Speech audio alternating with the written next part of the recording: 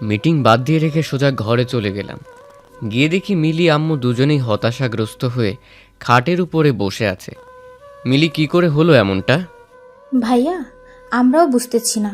হঠাৎ এই কয়েকজন লোক বাড়িতে ঢুকে পড়ে, তারপর তারা জোর করে ভাবিকে তুলে নিয়ে যায়। দারোয়ান আটকানোর চেষ্টা করেছে, তারা তাকেও আহত করেছে। বাকি গার্ড তো সব তোর সাথেই চলে গিয়েছিল। ওকে, তোরা টেনশন করিস না, আমি দেখছি কি করা যায়। সে যেই হবে হোক, তোর ভাই কেমন সেটা তুই ভালো করেই জানিস। পাতাল থেকে হলেও তাদের খোঁজ আমি বের করব। এটা বলেই ঘর থেকে বের হয়ে গেলাম। স্যার, ম্যামকে কোথায় গিয়ে খুঁজবো আমরা? সেটা তো আমিও বুঝতেছি না, তবে খোঁজা তো অফ করা যাবে না। দেখি ছেলেদের বলে দিয়েছি যাতে তারা খোঁজ করে, আশা করি খোঁজ পেয়ে যাব। সারাদিন অবনীর খোঁজ করলাম, কিন্তু কোনোভাবেই অবনীর খোঁজ পেলাম না। রাত 1টার সময় বাড়ি ফিরেছি। এমন কোনো অলিগলি নাই যে অবনীর খোঁজ করি নাই, কিন্তু অবনীর খোঁজ পাইনি। মাথা তো পুরো জ্যাম হয়ে আছে। আল্লাহ, তুমি আমার অবনীকে রক্ষা করো। ওর যদি কিছু হয়ে যায় তাহলে আমি নিজেকে ঠিক রাখতে পারবো না। মেয়েটাই যে আমার পুরো দুনিয়াদারি দখল করে নিয়েছে। ছোট বোন মিলি এসে জিজ্ঞেস করলো, ভাইয়া, ভাবির কোনো খোঁজ পেয়েছিস? মুখ মলিন করে রেখেছি। সে আমার মুখের ভাব ভঙ্গিমা দেখে বুঝে নিল। ভাইয়া, তুই টেনশন করিস না, দেখবি ভাবির ঠিক খোঁজ পেয়ে যাবি। আর যে এই রূপটা করেছে তাকে তুই একদম ছাড়বি না। মিলি তাকে দুনিয়াতেই রাখবো না আমি। কার ওয়াইফের সাথে এই রূপটা করেছে তারা হয়তো জানে না, মায়ের দুধ মুখে দিয়ে বের করব তাদের আমি। মিলি চলে গেল। আমি বিছানায় গা এলিয়ে দিয়ে শুয়ে আছি। খাওয়া দাওয়া যেন একদম মুখে উঠেনি সারাদিন। অবনীর চিন্তায় আরও পাগল হয়ে যাচ্ছে। অবনী কিভাবে আছে, কোন হালতে আছে, তারা যদি আমার কলিজাটার কোনো ক্ষতি করে দেয়। ভিতরটা কেমন শুকিয়ে গেছে আমার। খুব কষ্ট হচ্ছে অবনীর জন্য। নিজেকে আর ধরে রাখতে পারলাম না, ফুপিয়ে কান্না করে দিলাম।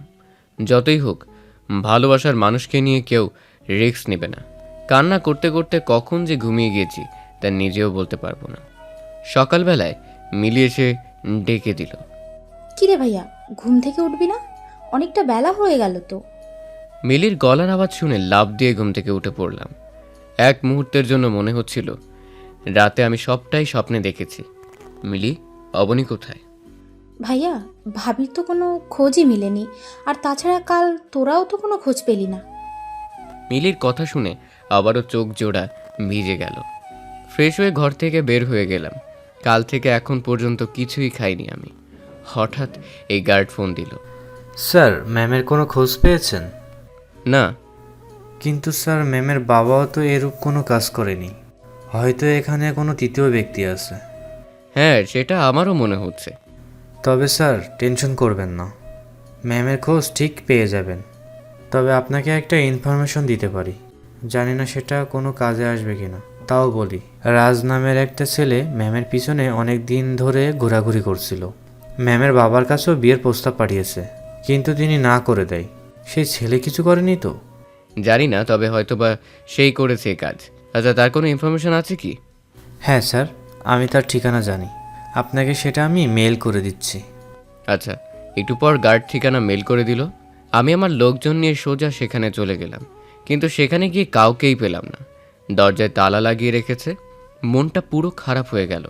শেষ একটা আশ্বাস পেয়েছিলাম, সেটাতেও এসে হতাশ হলাম। বাড়ি ফিরে চলে আসলাম হতাশা নিয়ে। হঠাৎই একটা অপরিচিত নাম্বার থেকে ফোন আসলো। ফোনটা রিসিভ করতেই, দেখ আকাশ, তোর সাথে আমার কোনো কিছুই নেই।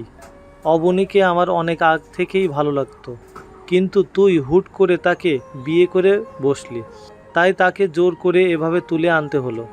অবনীর নাম শুনে ভিতরটা মোচড় দিয়ে উঠল। কে তুই? আর আমার অবনী কোথায়? আমি যেই হই না কেন, তা দিয়ে তোর কাজ নাই। আর অবনী আমার কাছে ভালোই আছে। দেখ, মাঝে তুই হুট করে অবনীর জীবনে চলে এসেছিলি, না হয় তাকেই আমি বিয়ে করতাম। সো ভালোই ভালোই বলছি যে অবনীর জীবন থেকে সরে যা, না হয় কিন্তু অবনীর লাশ দেখতে পাবি। কুত্তার বাচ্চা, আমার অবনীর যদি কিছু হয় তাহলে তোর জীবনের ইতিটা আমিই টেনে দিব। তুই যেখানেই থাকিস না কেন, খুঁজে বের করে তোর শরীরটা জীবিত অবস্থায় মাটির নিচে পুঁতে দিব। আরে যা যা, যা পারিস গিয়ে কর। কই আসতো আমার খোঁজ করতে আমার বাসায় গিয়েছিলি, কিন্তু আমার খোঁজ তো পেলি না। হ্যাঁ, পাইনি, কিন্তু তোর খোঁজ ঠিকই বের করে ফেলবো। সেই আশা নিয়েই বসে থাক, কখনো আমার খোঁজ পাবি না তুই।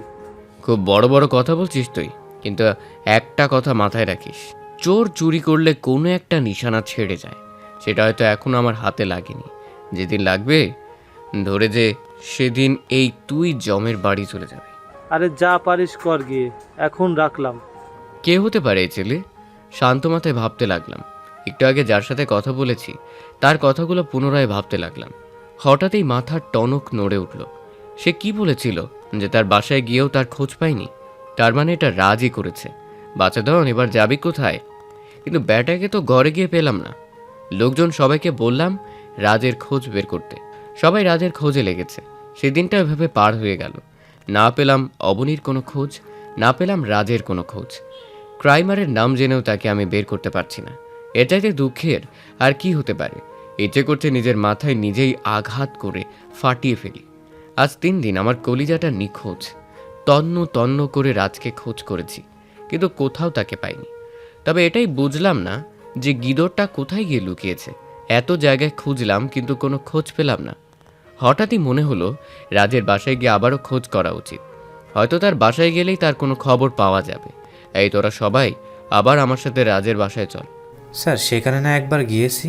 হ্যাঁ, কিন্তু আমার মন বলছে সেখানে গেলেই হয়তো কোনো একটা কিছু পেয়ে যাব। তারপর লোকজন নিয়ে আবারও রাজের বাসায় রওনা হলাম। সেমভাবে দরজায় সেই আগের মতোই তালা মারা। স্যার ঘর তো আগেই নাই, তালা মারা। কোনো কথা না বলে চুপচাপ দাঁড়িয়ে চারপাশটা দেখতে লাগলাম। খুঁটে খুঁটে বাসার আশপাশে দেখছি ভালো করে। হঠাৎ এই চোখে পড়লে ঘরের পিছনে একটা দরজা। ধীরে ধীরে সেই দিকে এগিয়ে গেলাম, কিন্তু সেখানে গিয়েও হতাশ হলাম। এই দরজাতেও তালা লাগানো। স্যার আমার মনে হচ্ছে এখানে কিছুই নেই, আমাদের চলে যাওয়া উচিত। কিন্তু আমার মন যে বলছে এই বাড়িতেই কোনো রহস্য লুকিয়ে আছে। স্যার দরজায় তালা মারা, তাহলে ভিতরে কিভাবে রহস্য লুকিয়ে থাকবে? আচ্ছা চলো, এখান থেকে যাওয়া উচিত। এখানে হয়তো কোনো কিছু নেই। গার্ডদের নিয়ে চলে আসতে ধরলাম। তখনই আমার শার্টের হাতাটা পাশেই একটা জানালার সাথে খোঁচা লেগে ছিঁড়ে গেল, আর জানালাটা খুলে গেল শার্টের টান খেয়ে। কী ব্যাপার, সারা বাড়িতে তালা লাগানো কিন্তু জানালাটা খোলা কেন? জানালার সামনে এসে ভিতরের দিকে লক্ষ্য করতেই দেখলাম জানালার কোনো গ্রিল নেই। জানালাটা পুরো একটা দরজার মতন। একটা মানুষ অনায়াসে এখান দিয়ে যাতায়াত করতে পারবে। কোনো কিছু না ভেবে জানালা দিয়ে ভিতরে ঢুকে পড়লাম। গার্ড কয়েকজন আমার সাথে সাথে জানালা দিয়ে ভিতরে প্রবেশ করলো। ভিতরে ঢুকে ধীরে ধীরে সামনের দিকে এগিয়ে গেলাম। অনেক কয়টা কক্ষ ভেতরে, সব কয়টাই আস্তে আস্তে দেখতে লাগলাম। হঠাৎই দেখি একটা কক্ষের ভিতরে অবনীকে জানালার সাথে বেঁধে রেখেছে, আর পাশের খাটের উপরে একজন নাক ডেকে রেখে ঘুমোচ্ছে। এটা দেখেই তো সবার চোখ জোড়া কপালে উঠে গেল। গার্ড সবাইকে ইশারা করে বললাম কেউ যেন কোনো সাউন্ড না করে, আর ইশারা করে বলে দিলাম ওকে খাটসহ এইভাবেই উঠিয়ে নিয়ে ছাদে যেতে। বনি, এই অবনী। 2-1 বার ডাক দিতে অবনী চোখ খুলল। অবনী চোখ খুলে আকাশকে দেখতে পেয়ে ঝাপটে জড়িয়ে ধরে কান্না করে দেয়। আপনি এসেছেন? এই রাজ আমার জোর করে এখানে এনে বেঁধে রেখেছে। আজ 3 দিন ভালো করে কোনো খানাপিনাও দেয়নি, এইভাবেই বেঁধে রেখেছে। অবনীর কথা শুনে মেজাজটা পুরো চটে গেল। জানোয়ারের বাচ্চা রাজ, তোকে তো আজ আমি শেষ করে ফেলবো। কলিজা, তুমি একদম চিন্তা করো না, আমি ব্যাটাকে আজ জন্মের শিক্ষা দিয়ে ছাড়বো। অবনীকে কোলে তুলে নিলাম। ওকে কোলে নিয়ে ছাদে চলে গেলাম। ছাদে গিয়ে দেখি রাজকে গার্ডরা নিয়ে এনে ছাদে শুইয়ে রেখেছে। অবনীকে আস্তে করে মাটিতে নামিয়ে দিয়ে সোজা গিয়ে খাটের মধ্যে সজোরে এক লাথি মারলাম। লাথির চোটে রাজ সোজা গিয়ে মাটির উপরে আছড়ে পড়ল। সাথে সাথে তার ঘুম ভেঙে যায়। ওই কে কে? তোর জম। তাই তোরা ব্যাটাকে দড়ি দিয়ে বাঁধ, আর নিচে গিয়ে দেখ কিচেন রুমে কোনো ছুরি টুরি আছে কিনা। এবার কই যাবি কুত্তার বাচ্চা? আমার কলিজার দিকে কু নজর দিয়েছিস তুই। তোকে তো আজ আমি যে কি করব। ছুরিটা নিয়ে উল্টো করে ডাট দিয়ে রাজের মাথায় সজোরে এক বাড়ি মারলাম। রাজ দেখি স্টিল বসে আছে। না, তোকে এভাবে না। কোন হাত দিয়ে আমার কলিজার গায়ে হাত দিয়েছিস?